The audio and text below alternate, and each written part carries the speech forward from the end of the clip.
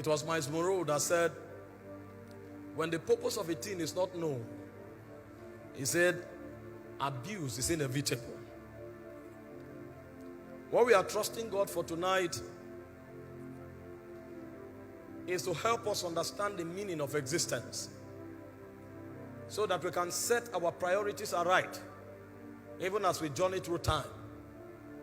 Because the truth is that the way life did not begin in time, it will not end in time.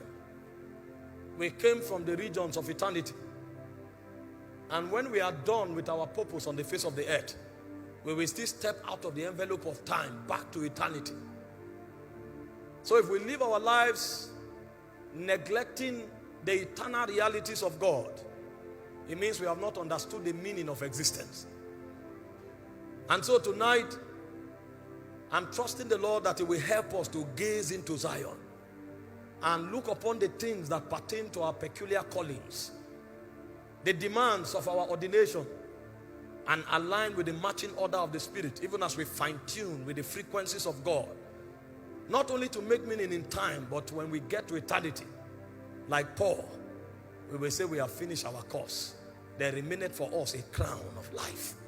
We will receive the glories of eternity, and we will live with our King forever and ever. You know, when I started contemplating marriage, the Lord asked me, what is the purpose of marriage? And the thoughts of the things that were taught began to run through my mind. You know, we hear things like, marry who you love. It's about happiness. Make sure you are happy. And all of these are very beautiful. But the Lord said to me, He said, does marriage sit on these things? Because you can be happy with somebody that is not going in the direction of your destiny, if you have not found your destiny. Because the things that make men happy are strange. The things that make men happy, they are strange. And God began to give me some secret things that I've never heard preached anywhere. You know, He told me the first purpose of marriage is to give you the privilege to be conformed to the image of God. He said that is why you will not find who you want to marry on the street. You will walk on that person. You will cultivate that person. And while you are cultivating that person, yourself will be cultivated in the process. So you may be looking for a woman that is patient. Meanwhile, her impatience is what will help you to learn temperance and endurance.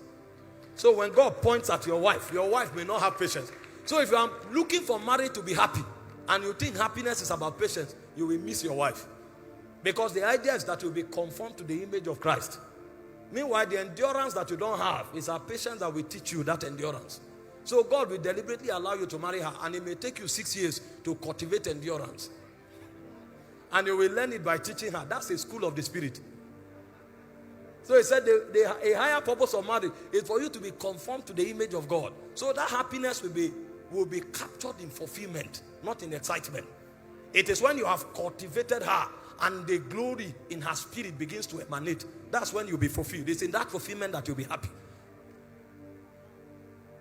And I never saw it anywhere. So I began to, I used to love tall and fair damsels. And my goal of happiness was to find a woman without blemish. When I went to pray, I gazed into the spirit and I contemplated a tall and elegant damsel, flawless in expression. He said, what I'm looking for is for you to be conformed to the image of God. So it changed my paradigm. So when the purpose of a thing is not known, the abuse is inevitable. He told me the second purpose of marriage is to preserve divine heritage. He said the reason you could trace Jesus back to Adam is because God trapped that divine order in a bloodline. So when men hide things, they hide them in a bank. But when God hides things, He hides it in men. So the choices of marriage is to help transfer eternal ordinations from one generation to another. So it is God's way of hiding dimensions of the Spirit. So God will prefer you marry someone with a godly heritage than to marry a diva Because God is trapping an ordination. And only in such vessels can eternal ordination be captured. I said, wow. I was not ready to marry. If I married 5 years ago, my wife would have been a goddess. But my ministry would have ended. It would have ended by now. He said the third purpose of marriage is worship.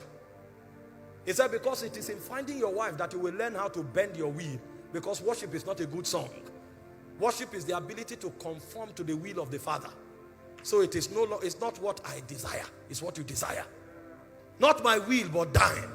And he said it's a marriage that you will discover that. I said, wow. So when the purpose of a thing is not known, the abuse is inevitable.